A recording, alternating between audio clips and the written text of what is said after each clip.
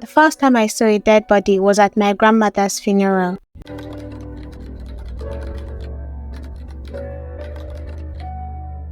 The father's side of the family is often considered the bad side, but for me, it was the side I enjoyed the most. Maybe because it was always a full house. I have a very nuclear family, you see, but my extended family is truly extended.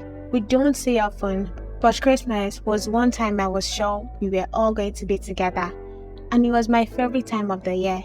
The sound of Bonnie M playing at every corner, the decorations on the street, especially at roundabouts, the holiday and time away from school. My favorite things about Christmas in the village were the masquerade, the food, the stream, and the noise from the full house. The village was always busy at this time, but the rule was simple. Your uncles or aunties' children were not your cousins. They were your siblings. So when they ask you who they are, you say, one name. Every other person was your cousin. Some cousins you share ancestry with. Some others, no one knows for a fact where they stand on the family tree, but everyone knows their family. Then there's that one cousin who's really no part of the family, but feels more like family than other cousins. The one who taught you all the shortcuts, tricks, and slang you know. The one who knew all the good gist and wasn't innocent in the city, but looked like an angel in front of everyone in the village. The village was indeed the real spice of Christmas. Christmas without the village was like party jollof made without firewood. I don't care what modernization says, firewood has a flavor.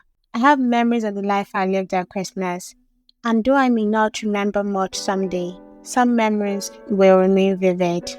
The first time I saw a dead body was at my grandmother's funeral. We had just returned home from Christmas when my auntie Aggie called to say Nne was dead. Nne was full of life the last time I saw her. She looked like she wasn't going to die soon. My sister Chima, however, did not feel the same. She said she had seen in Nne's eyes that something was wrong. Chima was my only sibling, and she was everyone's favorite, so I wasn't surprised Nne liked her most. There were times Nne went to the market or strolled out to greet the neighbors in the evening and returned with Udara Wannu in a polythene bag she did not leave the house with. She handed Udara to me to wash, and while at it, she screamed, Adanna, Saudara will say so.